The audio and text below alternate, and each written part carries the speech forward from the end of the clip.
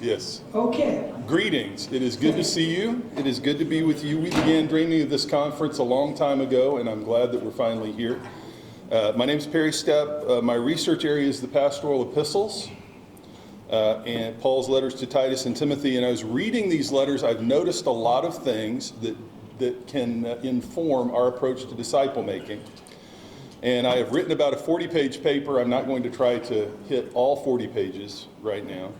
This is actually just the application section, and it's just a summary of the application section. There's a lot of fairly technical stuff about Greco-Roman literature and so on and so forth before that. But I want to talk about how the Pastoral Epistles, in that larger paper, I talk about how the Pastoral Epistles set out a goal for disciple making that you don't find in any of Paul's other letters. The way Paul talks about disciple making in the Pastoral Epistles is different. You can read about it in Kairos whenever this paper is published. But second, I want to talk about the goals the methods for disciple making that Paul uses here. My thesis is that in the Pastoral Epistles, Paul endorses a set of methods for disciple making that are transferable because of the cultural similarities between our culture here in Croatia, between the West somewhat, but more from our culture here in Croatia and the Greco-Roman culture of the first century. In the Pastoral Epistles, Paul endorses at least three methods for disciple making. These are what I have kind of concentrated down as I'm going through the letter. One is the imitation of people who serve as moral examples. Second, I'm going to do the third one second, which is the use of short hymns or creeds as a teaching tool. And then finally, careful uses of honor and shame, focusing on rebuke. So, imitation of people who are moral examples. You have several examples in the letters, several passages in the letters, like I think I found 19 or 20, I don't remember, where Paul himself or Timothy or Titus or some other person is held up as an example for people to emulate. This was a very standard Greco-Roman teaching technique. You find this with the Hellenistic moral philosophers. You find this all over the place in that literature. Paul here is an example in several different ways. Timothy and Titus are both spoken of as examples. So the point is, in the Pastoral Epistles, main and secondary characters are held up as models for imitation. Paul wants people to imitate him. He commands it in other places. Imitate me as I imitate Christ. Paul wants Timothy and Titus to live so that people will be able to imitate them and imitate their example as well. Now, Dr. Ogden just a minute ago, and I'm gonna summarize what you said, and maybe I'll misquote you, but Dr. Ogden a minute ago was saying that we really shouldn't see a difference between Christians and disciples. If you're a Christian, you really should be a disciple. And this idea of living as a moral example for people to imitate is intimidating to us. It is intimidating to me. I know what my life is like. I know what my dirty laundry is. Paul commands this and expects this of all the Christian leaders that he deals with. They are to live exemplary lives. They are to strive to live exemplary lives, and they are to live so that they can say to other people just what he says, imitate me as I imitate Christ. Now, there's a special connection in Croatia with that topic, and that is that our culture here assumes that there is a difference between the saints and the regular Christians, between the saints and the regular schmoes. And it's okay for the saints to say, the saints, well, of course they have exemplary lives. They're the saints. Paul expects this for every Christian. This is what every Christian is to aspire to. This is what every Christian is to aspire to be. Now, that may make you uncomfortable. That makes me uncomfortable. But this is Paul's standard for leaders. Imitate me as I imitate Christ. The standard is not perfection. The standard is faithfulness. And the way that you and I deal with our failings as a leader and as a Christian is part of the example that we set. So this is an adjustment we have to make in the way we think. Remember how Paul in his letters is always talking about what he was like before he came to Christ. we're to live with the same kind of transparency, even though that is dangerous, even though that is threatening and makes us nervous. Your greatest witness when you are being a model for someone, your greatest witness is not all the stuff you got right. Your greatest and most powerful witness as an example for people is how you deal with the stuff you get wrong. When you fail, when your discipleship fails, when you fail in your faith, that is the most powerful example you have for the people you are being an example to, is how you handle that if you handle it correctly. Some ideas about application. Pay special attention to how Paul commands mature believers to be models for other Christians to imitate. How Paul commands them to invest their time and attention in less mature believers, walking beside them in faith through trial and difficulty. So some examples. You and the leaders that you work with should be examples for people. Teach your leaders to invest their time and attention and prayers and effort in less mature or less developed Christians to help them move along, to help them grow. One of the most powerful examples of this I've ever seen was where a mature Christian couple who had a wonderful marriage would adopt younger couples in their church to show those young Christian couples what a Christian husband and a Christian wife looked like. How does a Christian husband love his wife? How does a Christian wife love her husband? Same thing with parenting, this idea of being a good example. Every part of the body of Christ must know that they are responsible for investing in the other parts of the body and not expecting anything in return. Mature Christians should not expect favors in return for this investment. Now, there's a caution that goes along with this. And the caution is that Paul, several times in the letters, warns about the people that you make into examples, the people that you hold up as examples. Make sure that their lives are exemplary.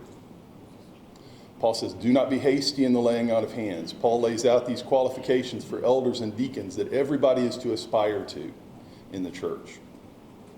So Paul sets very high standards there. Hymns and creeds, short pieces of poetic material that were structured for people to chant or memorize or recite, however they used them. I'm going to skip over this because I want to get to the last thing, which is the thing that makes me the most nervous about this presentation. But this is an example of an early Christian hymn, and they would have recited this. This was an illiterate culture. Only 15% of the Greco-Roman world knew how to read and write more than their names. So this is an illiterate culture. How do they memorize? How do they learn theological material and doctrinal material? This is one of the ways they would sing or chant this kind of material. I've got a handout here on the front row, that has the 8 early Christian hymns that are in the Pastoral Epistles, Timothy and Titus, the letters Timothy and Titus. There are about 35 ancient Christian hymns that are contained in the New Testament. And I've got the 8 that are from the Pastoral Epistles in a handout there. I've got a few extra copies if I run out. So, finally, Paul's use of honor and shame. 7 minutes? All right. Paul's use of honor and shame. Honor and shame are 2 of the core values of the New Testament world. Honor is worth or virtue that is publicly acknowledged. Shame is a claim to worth or virtue that is publicly repudiated or denied. Notice the word public. Having shame was a good thing because having shame meant you were concerned about your honor. In English, we have an expression, have you no shame? In Croatian, they would say, kako te nije sram, do you have no shame, or do you not know shame? Something like that. One of the primary ways Paul uses honor and shame in the Pastoral Epistles is by rebuking or commanding Titus and Timothy to rebuke people. Rebuking is something that makes me nervous. Rebuking should make you nervous too. Paul does this by calling people out by name, by commanding Timothy and Titus to rebuke people, for example, people who are teaching things that are not part of orthodoxy. Rebuke uses shame to motivate people to correct their behavior from shameful to honorable. And its purpose is to restore, not to destroy, not to eject, to get rid of, or to humiliate. 6 times in the Pastoral Epistles, Paul either commands people to rebuke or mentions rebuke. And 5 places in the Pastoral Epistles, Paul calls out people by name in a negative light. So Phygellus and Hermogenes, Hymenaeus and Alexander, whom he turned over to Satan so that they would learn not to, whatever. I don't have it memorized. Hymenaeus and Philetus, etc. Paul shames 10 people by name in the course of 13 chapters. There are 10 people that he calls out by name. In all 3 letters, the purpose of honor and shame and the purpose of rebuke is to set up barriers to bad behavior, to destructive behavior, which would damage the church and damage its reputation. Okay, so here's some practical guidelines. I offer the following with fear and trembling. Use rebuke very carefully, gently. Be deliberate when you're deciding whether to rebuke someone, because rebuking someone is like handing them a stick of dynamite. It can blow up in your face. Rebuke with humility. Unless you are willing to be rebuked by somebody else, you do not have the right to rebuke others. The decision to rebuke should be done in a shared setting if possible. It shouldn't be simply you because you're angry at someone rebuking them. It should be a decision that you bring other leaders into, not done at a single person's initiative.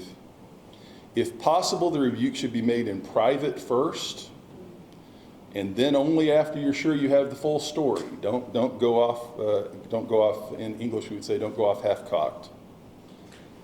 Remember that the goal of the rebuke is to correct and to restore, to win back your brother and sister, and to restore the health of the church. Don't use rebuke to rid yourself of someone simply because they are troublesome. All right, public rebukes, when it can't be done in private, or probably can't be done in private. Paul only rebukes people publicly in certain circumstances. Paul seems to have reserved public rebukes for leaders who sin, so it's not for everybody, it's only for certain people, and for sins that endanger the reputation, health, or unity of the church. Corrupt teaching would be an example of this, because teachers are leaders. And so when someone is teaching in a corrupt way, teaching something they shouldn't be teaching, that has to be dealt with, and it has to be dealt with publicly. And as sad as it is to talk about it, sexual sin within the church also almost always needs a public rebuke, because it endangers the church by disrupting families, damaging reputations, and it destroys this atmosphere of purity in which Christians are supposed to treat one another as brothers and sisters. Paul speaks about that in 1 Timothy 5. When a person is caught in sexual sin, experience teaches us that we have to assume that the problem is deeper and broader than it appears. If someone says to you, this is the first time I've done this, or this is the first time this has happened, they're lying. Because sexual sin never happens in a vacuum. It's always a part of a long, extended pattern. And you have to assume that they're lying. And you have to proceed with caution. If you're convinced after deliberation that the sexual sin, that this is a one-time thing, maybe you can correct it privately, but be prepared to deal with it over the long haul. This is not something that's going to be fixed quickly. But if there is scandal or damage to reputation, or if the person in sexual sin is a leader, it must be confronted publicly. It has to be done publicly. Paul in 1 Timothy 5:17 says, when an elder persists in sin, rebuke him publicly. Rebuke him publicly so that everybody can take warning. One other category of sin that might require a public rebuke is financial sins, particularly when one person in the church is cheating another person in the church financially, or when someone is stealing money from the church. Those things have to be dealt with publicly. You don't have to strike them dead like Ananias and Sapphira. That's a joke, by the way. But it has to be confronted. And with all of these, remember Paul's instructions in 1 Timothy 5. Do not be hasty in the laying on of hands. Do not be quick to restore people to leadership after they have had to step aside. There's a story from Christian history where St. Augustine was asked, there were church leaders who had denied Christ because of persecution. And St. Augustine was asked by someone if they could be restored to leadership. And Augustine's response was, they can be restored to leadership when their repentance is more notorious than their sin. 1 minute. Yeah, 1 minute. I'm good. I'm almost done. St. Augustine said, they can be restored to leadership when their repentance is more notorious than their sin. That's a pretty tough standard. Amen. I'm done. I'm done early. No, I'm not. I'm not done early. Sorry. Thank you.